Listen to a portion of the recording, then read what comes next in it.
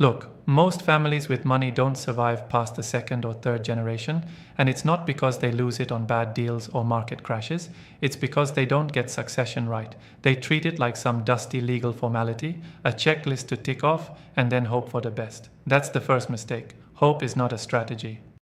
When the person who built everything either can't or won't hand over the reins properly, the whole thing crumbles. It's chaos disguised as tradition, and it's brutal.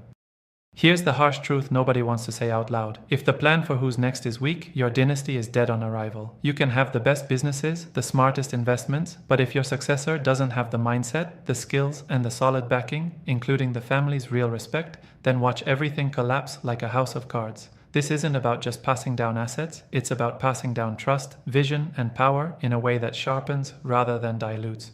You're probably thinking, we tried to prepare the next generation, but that's where most get stuck. Training doesn't mean they're ready. If they haven't been tested, if they haven't earned their role through real responsibility and some serious pressure, you're just setting them up to fail. And trust me, nothing kills a legacy faster than empty leadership. Your successor has to prove, day after day, that they deserve to be at the top, no shortcuts. So stop handing over power like it's a birthday gift. Make them earn it, starting now. And don't just pick a family member because it feels right or because tradition says so. That's a quick way to send everything into freefall. Sometimes the best leader comes from outside the family. That's hard for some people to swallow, but it's what works. The goal isn't to protect egos or keep things in the bloodline, it's to protect the legacy.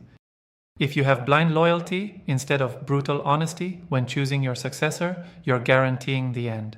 Be ruthless about this choice. Another big mistake is not having clear rules for conflict. If things get messy, and they will, what's the plan? Who steps in? How do you handle family drama that threatens the business? No vague conversations over Sunday dinners will save you here.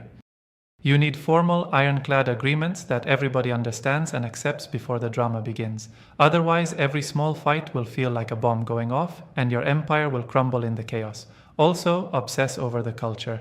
If the family's values don't breathe through the business and the office, succession means nothing. Your successor has to carry the culture forward like it's their own blood. All else fails without that. But culture isn't a poster on the wall. It's how decisions get made, how people treat each other, how failure and success are handled, and no family office that ignores this will survive. Here's what has to happen. Start complex, brutal conversations with your successors, no sugarcoating. Put them under real pressure. Give them tasks that scare them and watch how they handle it. Be honest about the brutal facts. Tell them the legacy depends on their backbreaking work, not their good intentions. Build an environment where failure is possible but unacceptable without growth. Demand respect from the whole family and the business community, not because of a last name, but because of results. At the same time, create real, legally tight frameworks so power struggles don't ruin everything. Invest in professional advisors who understand how messy inheritances can get and empower them to keep things clean. If you think succession is just passing down money, you don't get it. It's about survival, about transferring what made you great, skills, toughness, values, so the dynasty not only survives but grows stronger, sharper, and more adaptive. Every tiny shortcut you take now is a landmine waiting to explode years later. Don't let family drama, lazy preparation, or emotional blind spots destroy what took decades or centuries to build. Your dynasty's fate is written the moment you decide who comes next, how they come next, and under what rules. Take this seriously, or just expect to watch everything fall apart when you're gone. This isn't a maybe, it's happening every day. Be the exception. Make your succession plan the strongest asset you have. Start acting like it right now. Subscribe to our YouTube channel and check the featured link to learn more.